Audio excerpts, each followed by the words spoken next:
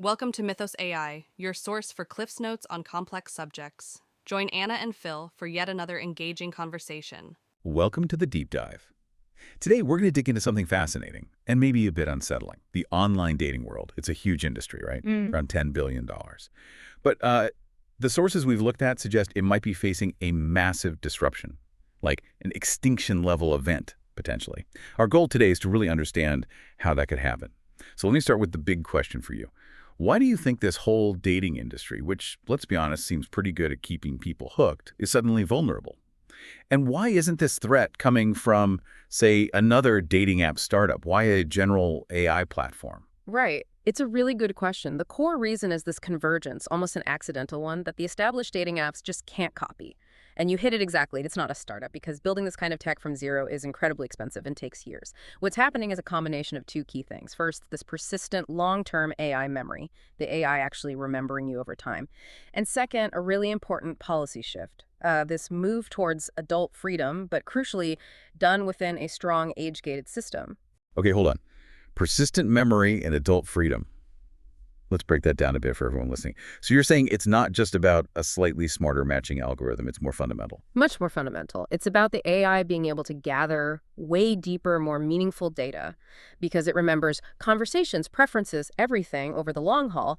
And then the policy side allows people to actually be themselves in those conversations. You know, the real, sometimes messy adult versions of themselves. Got it. So the AI isn't just matching based on what you say you want in a profile. Exactly. It's moving beyond that superficial stuff height, hobbies, you know the drill. It's shifting to analyzing compatibility based on who you actually reveal yourself to be over time. Deep AI-driven analysis. Okay. So how does this specific development, AI getting into matchmaking, fit into the bigger trend? We see AI changing work, news. How does this connect? Well, we've already seen AI fundamentally change huge areas, like you said, news feeds, how we search for information, even creative assistance. The shift here is structural, but in a really interesting way. Think about it. For a general AI assistant to be genuinely useful, especially with persistent memory, it has to build a really complex sort of high-dimensional model of your personality just to do its main job well. It needs to understand your communication style, maybe your values, your sense of humor, even your anxieties, to help you draft an email or summarize complex information effectively. Right, to be a truly personal assistant. Precisely. And the moment that deeply personalized model exists for the assistant function, well, it accidentally becomes the most powerful matchmaking engine imaginable. They set out to build a better assistant, but a side effect is potentially wiping out the current dating industry. That's quite a side effect. Okay, let's be fair, though. Apps like Tinder, Bumble, Hinge. They've connected millions of people, made billions. What's actually wrong with them? Why do so many users talk about burnout, frustration, cynicism even? Yeah, the user fatigue is real. The core failure is systemic, really comes down to two things. The data they use is flawed, and their basic business incentives are misaligned with user success. Think about the data first. Legacy apps rely on really shallow information, static profiles, people fill out questionnaires. And let's be honest, people lie, or at least exaggerate, Yeah. on those profiles, right? Age, height, income. Statistically, yes. Users openly admit to it. So the data pool is compromised right from the start. And then the behavioral data they collect, like swipes, it's very low signal. Swiping left or right tells the algorithm almost nothing about your deep values, your communication style, or how you handle conflict. But surely, with millions of users and billions of swipes, patterns must emerge. Doesn't volume help? It helps identify patterns of attraction, maybe, Yeah. who you find visually appealing, perhaps based on very basic demographics. But it doesn't reliably identify patterns of long-term compatibility, which leads to the second big problem, the business model. These are mostly subscription platforms. Their financial success is directly linked to keeping you subscribed, keeping you swiping, prolonging engagement. Not necessarily finding you a successful match so you leave the app. Exactly. There's an inherent conflict of interest there. They make more money the longer you stay single and searching on their platform. I mean, one co-founder of a major platform basically admitted their matching algorithm was kind of like placebo AI. It worked partly because users believed it was working, not necessarily because it was making scientifically valid predictions. Okay, so bad data, conflicting goals, and the user experience that results from that is this whole swipe economy thing. Yes, and that gamification has real consequences. We see the stats. Something like 79% of Gen Z, 80% of millennials report dating app burnout. It turns something deeply human and complex, finding a partner, into this rapid-fire, often demoralizing game. And it leads to bad behavior too, right? Ghosting, catfishing. Absolutely. The stats are pretty stark. Ghosting experienced by over 40% of users, catfishing affecting nearly as many. It breeds disillusionment. And all that dissatisfaction creates a huge market signal. People are clearly looking for something better, something that offers real, curated, high-quality connections. The current model just isn't built to deliver that at scale. So if the shallow data is the problem, intimacy and deeper conversation must be part of the solution. Which brings us back to that policy change you mentioned, this adult freedom idea. Why was that the missing piece? Why couldn't the existing apps just allow for deeper chats? It comes down to the freedom to collect the necessary data without crippling constraints. This new policy, importantly, is combined with robust age verification. We're talking strictly 18-plus users. That framework allows for consensual, adult-level conversation. And that's critical because, let's face it, real human connection, real compatibility, isn't built on completely sterile, brand-safe, G-rated chat. It involves discussing complex emotions, fears, desires, maybe past experiences, sexuality, the stuff that actually reveals who you are and what you need in a partner.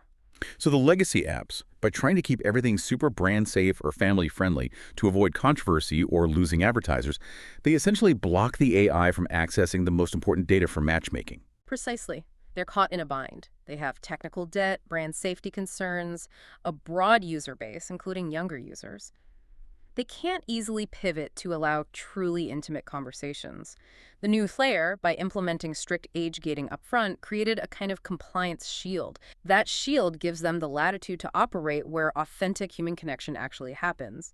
It's a space the incumbents are too constrained to enter effectively. Okay, that makes sense. So the policy unlocks the type of data. Now let's talk about the mechanism for using it, memory. How does the AI use memory to get beyond that static profile?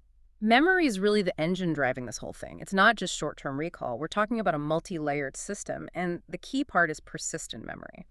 This means the AI has a long-term storage capability. It retains specific facts, preferences, goals, nuances from all your conversations, potentially over months or even years.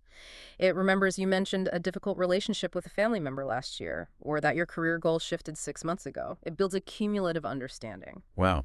So how does remembering all that detail actually help find a match? All that rich longitudinal data is used to construct something called a high-dimensional compatibility vector.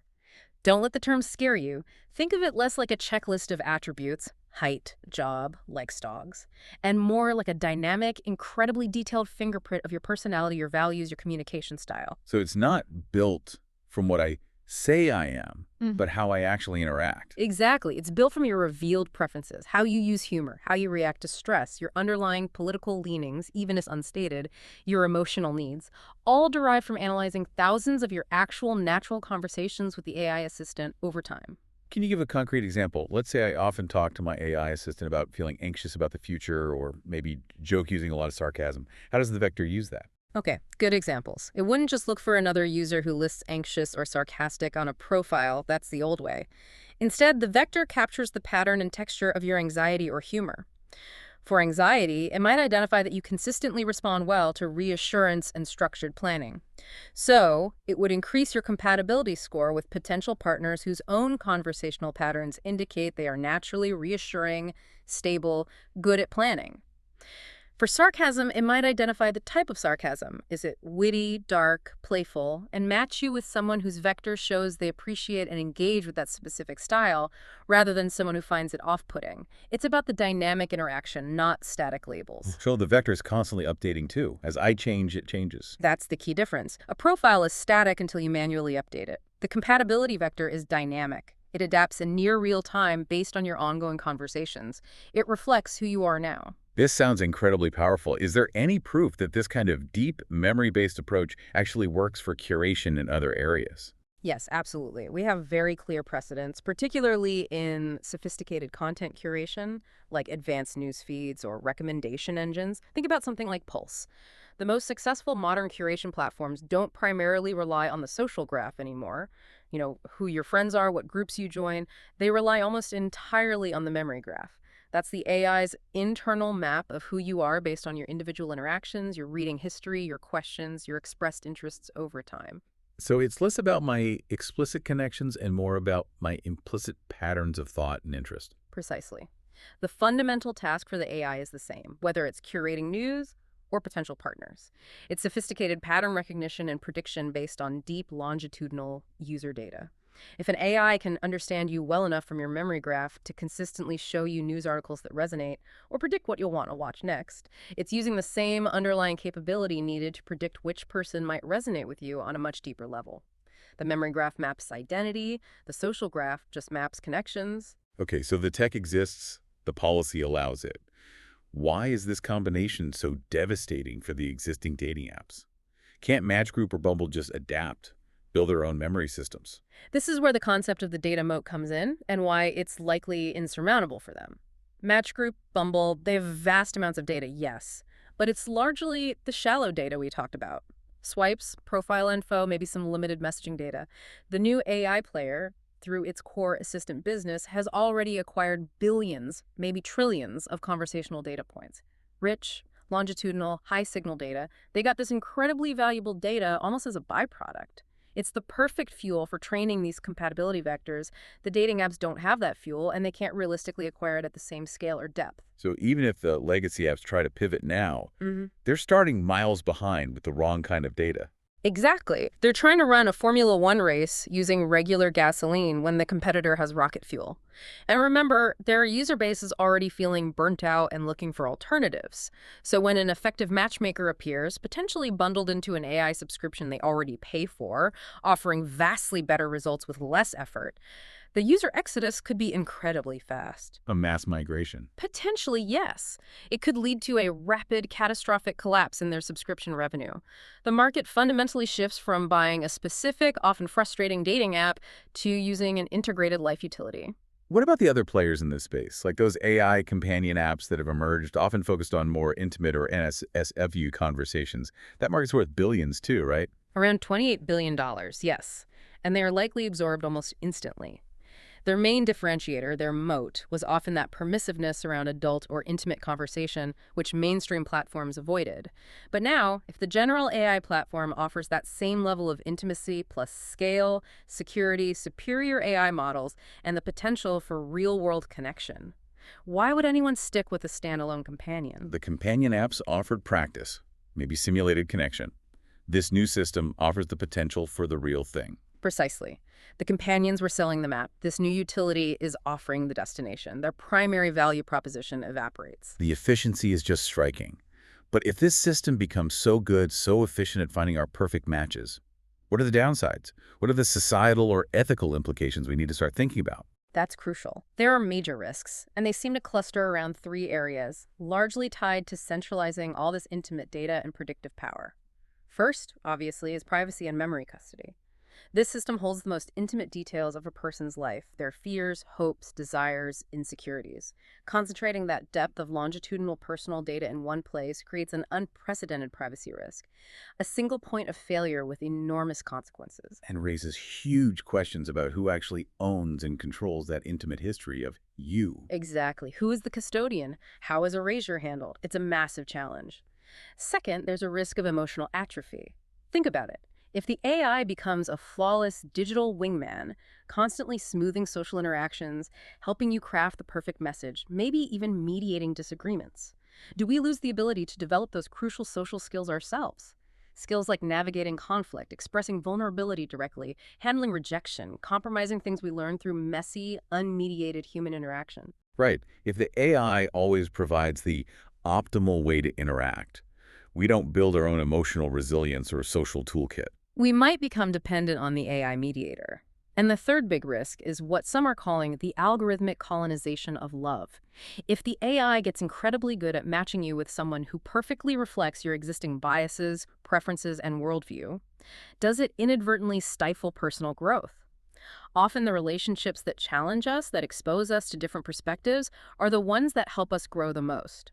Over-personalization could create a kind of echo chamber of the heart. So the AI gives us partners who make us feel comfortable and affirmed, but maybe prevents us from finding partners who push us to become better or different versions of ourselves. That's the potential danger. We trade the friction and unpredictability that often leads to growth for hyper-efficient, comfortable compatibility. It's a profound trade-off. Okay, as we bring this deep dive to a close, what stands out to you as the single most revolutionary element driving all of this? For me, it's the fundamental shift away from representing identity online as a static, self-reported profile, often a carefully curated fiction. Instead, we're moving to a model where identity is understood as a dynamic, continuously evolving representation derived from actual behavior over time, capturing the true self, warts and all. That technical leap, enabled by the policy change, changes everything about how we model and match human beings online. So boiling it all down, what does this mean for us, for people looking for connection? It means we're likely heading towards a future where the same AI tool we use for work, for information, for entertainment, might soon become the primary and most effective way we find romantic partners. It could spell the end of the swipe economy, replacing its friction and fatigue with something much more integrated and potentially much more successful. Which leaves us with a final, powerful thought to consider. If AI becomes truly flawless at finding your perfect match, eliminating the struggle and uncertainty, what happens to the romance of serendipity? What happens to the personal evolution that often comes precisely from the messy, unpredictable, sometimes painful journey of searching for love ourselves? Thanks for listening to Mythos AI. Stay tuned for more concise insights. And remember to hit the like button and subscribe for future episodes.